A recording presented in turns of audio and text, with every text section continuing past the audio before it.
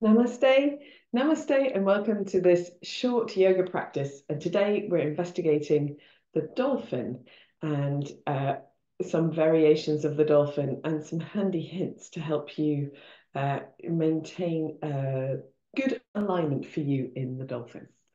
So today I've got a block or a brick of some kind and a looped belt, which I've pre-measured out to be the right width for me for my arms, upper arms. So I want the belt to be the same apartness, same width as my arms would be if I was crossing my arms at the elbows like that. So if you need to get those bits of equipment ready first, then please do so. You can do this practice without these bits of equipment. There are options without the equipment as well. So please join me. So the dolphin is a preparatory practice for the headstand. And in the dolphin, we can use the dolphin as a dynamic practice in different ways to promote strength and increase the stability in our shoulders, triceps, upper back, chest, but also across the length of the core. And depending on how you do it, it will determine the targeted areas of the practice. But how do we do just a basic dolphin?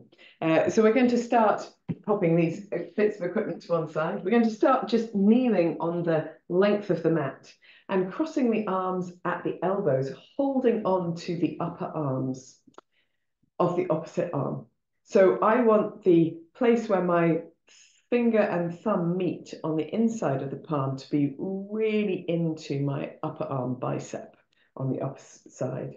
And that way I know when I place my elbows down on the floor, my elbows are the right distance apart from me, which is just inside shoulder width apart. And I'm going to leave the elbows where they are and just open my arms and then interlace my fingers. If I interlace my fingers, I'm going to tuck the little finger that would be on the outside edge of my hands if I'm placing them down on the ground, just inside. And that means you don't nobble your little finger with your body weight, which is probably quite a good thing. And then the first variation I'm going to do is just to take the knees back a little. And then here, scoop the belly in and think about a little bit of length in the tailbone, pressing down into the elbows and just gently bringing the weight forward, the shoulders forward towards the hands and then back, maybe slightly behind the elbows. So starting with the shoulders over the elbows, moving them forward towards the hands and then slightly back behind the elbows. This is a very simple movement and it will determine whether you have enough strength to move into different variations, but it's a really good place to start. You're already building strength with this movement. So let's just come back to the center and check that no elbows have wandered off to the sides. So that's the thing I see with beginners is their elbows creep open and then it gets much harder to do this practice because you're suddenly not using the strong triceps. So whenever you need to, reset by bringing your elbows just slightly inside of shoulder width apart.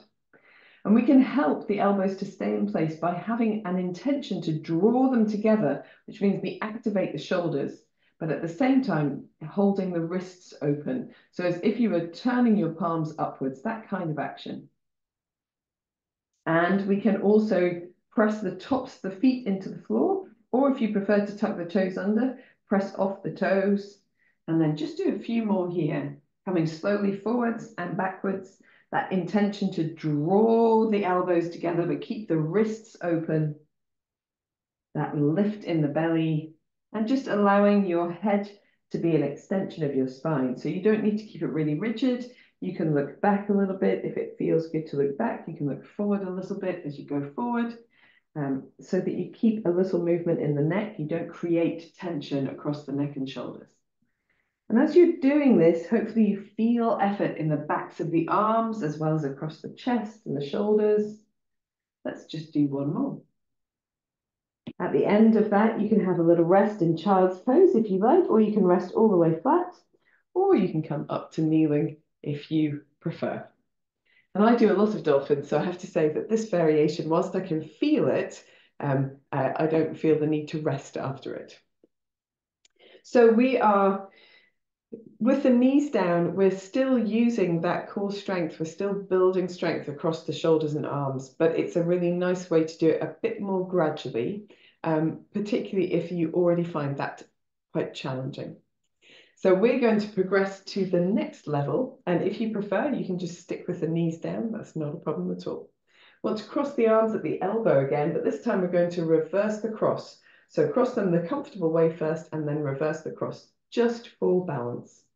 Place the elbows down, leave the elbows exactly where they are, open the hands, interlace your fingers the awkward way, tuck the little finger in, take the knees back a little, make sure to have that intention to draw the elbows towards each other and the wrists open, and then we're going to lengthen the legs. So we lift the hips up and we're on the balls of the feet, heels nowhere near the floor.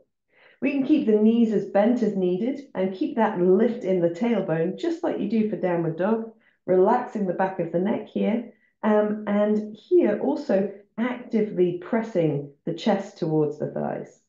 A little lift in the belly muscles.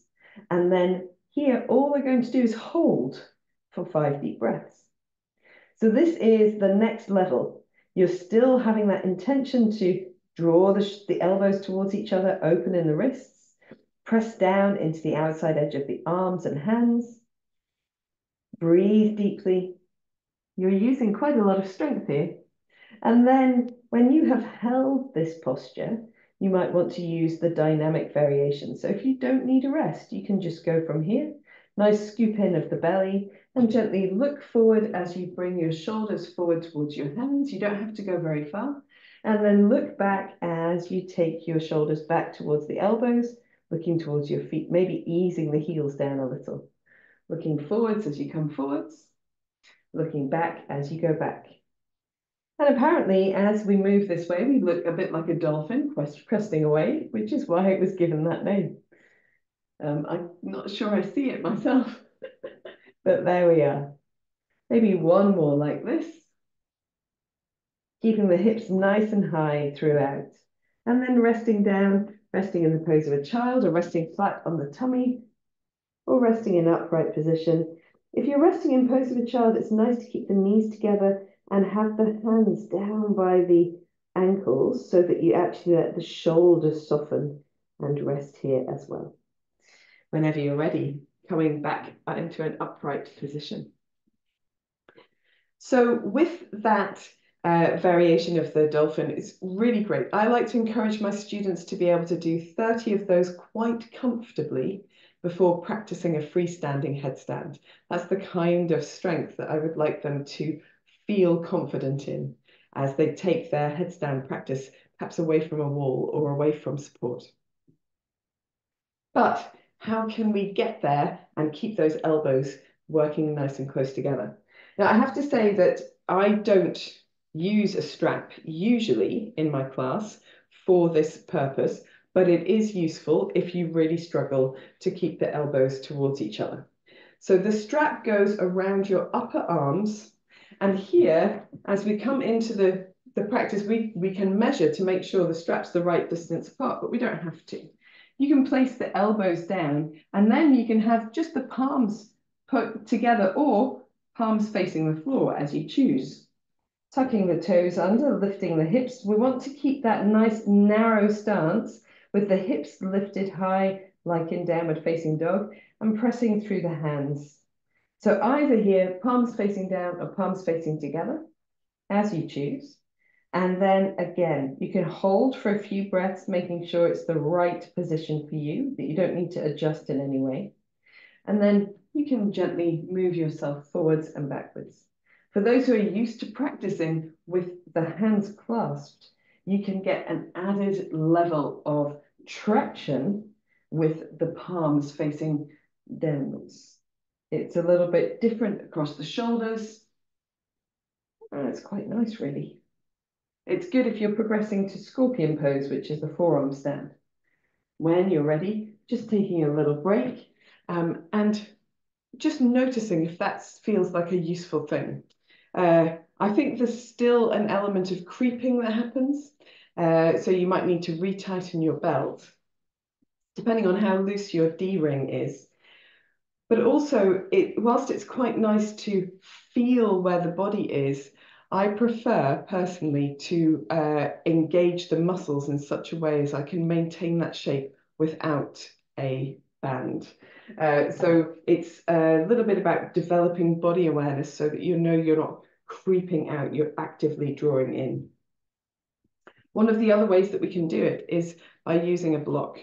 So this block is a little bit wide for me to have between my elbows, facing sideways, but it's okay. It's not super wide. So I can put my elbows down either side of this block and grip it. This time I'm going to just turn the palms to face each other or turn the palms down. And I'm using that block, that grip of the block, tipping the tailbone up, keeping the back of the neck nice and relaxed to keep the elbows in the right place. And here, if you want to, you can play around with the position of your feet, maybe widen your feet. Just see if that also gives you a little bit better support, keeping the tailbone upwards, keeping the neck moving as part of the spine. A little bit of movement through the neck is great. Too much rigidity makes it quite hard. Whenever you're ready, just releasing down, maybe taking a little child's pose. You can even use the block underneath your head if you like. Don't need to. Or lying flat. Let the effort across the shoulders go. A couple of deep breaths into the upper back there.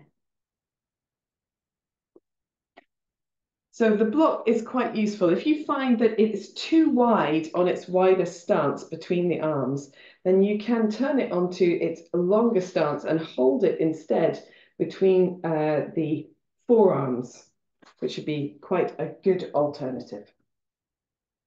So all of these dolphins have been with our bottom in a real peak, and that is a nice place to practice, and it really makes the effort across the upper back, the chest, the shoulders, and the arms. But if we open the stance, instead of playing with the position of the arms and how we hold the arms, we can play with the position of the feet. And then we can move that effort into the center of the body, and it becomes much more of a center of the core exercise, or a strengthener, if you like. So if you wish to use one of the ways to keep your elbows engaged, then do so. But if not, just coming to folding the arms, interlacing the fingers. And here, I'll just talk about this grip of the hand. So if you're interlacing the fingers and you are still building your strength, you might want to bring the palms together because it makes a really strong fist to place down into the ground, even with that little finger tucked in. But once you are progressing, keeping the palms open, which is where your head goes for headstand, and that helps you to roll the wrists open and keeps the elbows move. Well, you have to keep the elbows moving together, but that rolling of the wrist open suddenly becomes apparent when you practice in this way for this reason.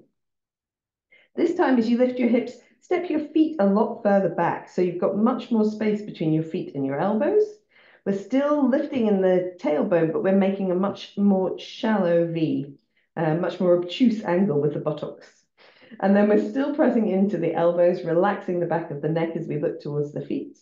And you can hold this position if you like, or you can move forward and hold the flatter position. Might even need to move the feet a little bit further back with the hips almost parallel to the floor, pressing into the elbows, really firming the space across the upper back and the belly. So you're creating active lift away from the floor here. You're not just where you get to, you're not sinking into the elbows or the shoulders, really lifting the body away. You can go backwards and forwards, of course, just as you did for the previous version of the dolphin. Much more emphasis across the belly muscles, the buttocks, and the legs. The arms are still involved, the shoulders and neck still involved. It's just more the center of the body. And this is great if you're planning to sort of firm that center area of the body. I like to do both. They're both important. Whenever you're ready, Resting down either in child's pose, relaxing the shoulders by releasing the hands down to the ankles, elbows. That would be interesting. Or lying flat if you prefer. And flat can be really nice just to release the effort in the front of the body as well. A few deep breaths.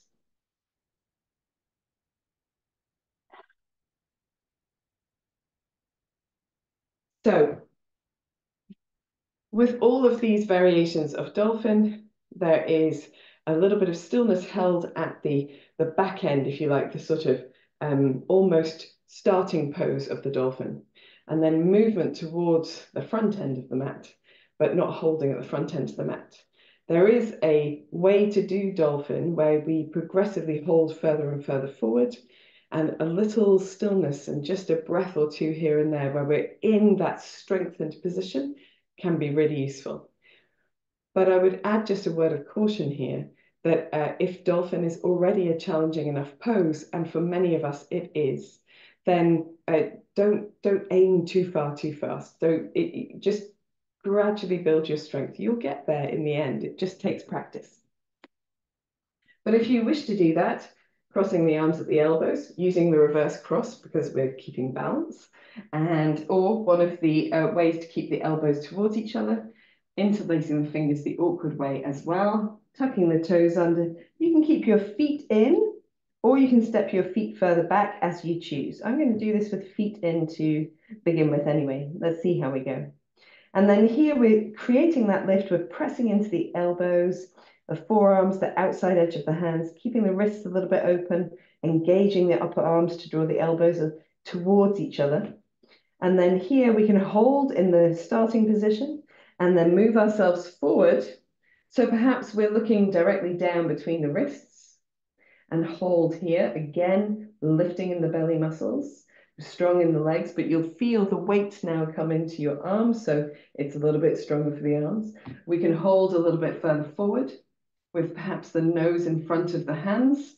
You can hold a lot lower down if you want to. And when you're dynamically moving, you can move your nose towards the floor in front of the hands anytime you want. So coming back to holding over the wrists, still lifting in the belly, she says. It's hard to do that and talk at the same time. And then coming back to the start position, relaxing the back of the neck, giving it a dangle, maybe a gentle nod and a twist, and then resting down. Resting in child's pose if you need to, lying down flat or coming up to an upright position. Those static holds require us to stabilize and strengthen at the same time. So they're really good for developing strength across, particularly in that version, particularly the arms and the chest and shoulders. So, upper back, chest and shoulders. It's all one thing. This bit of the body, that'll do. So we've done lots of different things with our arms and hands. But now we can look at the feet. So to progress yet further still in a dolphin, we need to change the way that we balance the body weight. And so we're going to do three-legged versions or one-legged versions, I think is probably the best way. Three-limbed versions. So crossing your arms or using one of the supports, the normal way, and then placing the elbows down, interlacing the fingers the normal way, or perhaps this time having the palms together. I might try that variation. I'm going to come up into a dolphin, just step my feet back a little bit further than normal to have one of those wider dolphins. The feet more narrow because we're going to work on one leg. So first, just coming forward, nice and firm in the belly, and backwards, making sure you've got the right stance. And then you can just point the left toes backwards and come forward, keeping the legs towards each other and back. You don't need to lift the leg really high.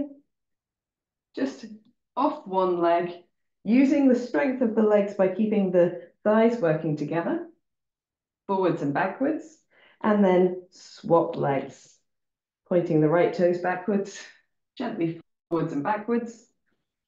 I find it a little bit harder to keep my elbows moving towards each other when I'm doing this in a three-legged stance.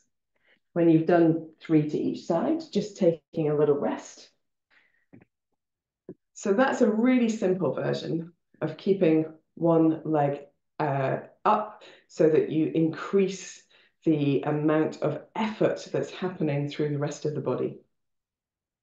But if you want to do this with one leg really up, then I recommend the narrow stance. So for this, we'll come to crossing our arms. I think this might be our final time, but the awkward way, and placing the hands down, interlacing the fingers, again, the awkward way.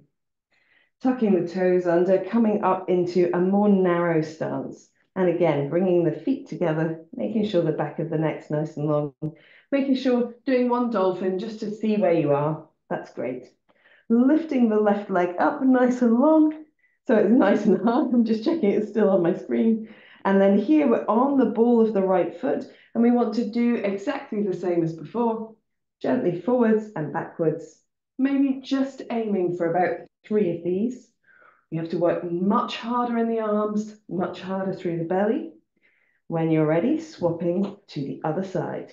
Lifting that right leg up as high as it goes on the ball of the left foot, relaxing the back of the neck to begin, and then looking forwards and pressing back, forwards and back. And number 3. Very good. And then this time, as we come to rest, we're going to rest all the way flat on our tummies. Make a pillow out of the hands.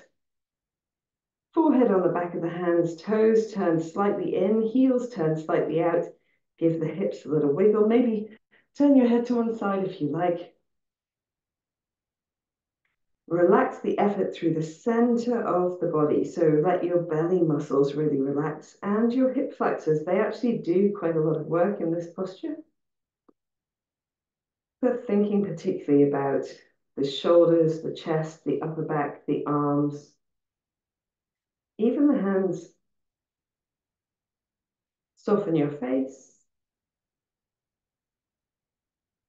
Take a sigh out through the mouth. And then as we come back to child's pose, we're going to put the hands underneath the shoulders, release the hips back, but turn the palms upwards. We'll take the knees apart, toes together, knees apart, just turning the palms upwards, getting a different sense of length through the arms and the shoulders, relaxing the palms of the hands. You can give your fingers a little wiggle if you like. You can give your hips a little shiggle from side to side if it feels good. And then when you're ready, coming all the way up into any upright position, whatever works for you. So if you wish to, if you feel it in the backs of your arms, and you might not feel it right now in the backs of your arms, but if you feel it later in the backs of your arms or in the upper back, you might like to give yourself a little hug and do a little Garudasana arms, eagle arms. It's quite nice to gently lift and lower, a couple of deep breaths, keeping the neck nice and relaxed here. I've done left over right, so I'm going to just go right over left as well. Very nice. Just a really nice release, maybe a gentle wriggle. Make sure everything feels good after the practice. And the other arm gesture that we can do, which is useful after this practice, is Gomukhasana arms. So that's taking the right hand up the back to the space between the shoulder blades, reaching the left arm up and bending at the elbow. If you can't clasp your hands together, then you have a belt somewhere. So you can use a belt to hold. And here we're focused really on the upper arm. The upper arm, if we relax here in the shoulder, we're not doing ourselves any favors. We need to move that upper arm up and back and to center without over flaring the rib cage. So we need a little bit of effort in the belly muscles. If you want to, you can gently lean to one side, or you can do a touch of twisting here. And when you're ready, you can do the other side. And I don't usually reach on the other side, so I'm going to put my belt in place. So the left hand behind the body, reaching as high up as you can, the right arm coming to center, and then bending, ooh, just about, bending here, lifting that top arm, trying to take the elbow up, back, and to center, so that we keep really active in that stretch of the triceps. And again, you can do a little sway or shimmer or twist, whatever feels good in this moment. And then gently releasing. Now, in class, of course, we release in a very nice, gentle way. So if you remember how we release from class, you can do that. Just rolling yourself through the shoulders.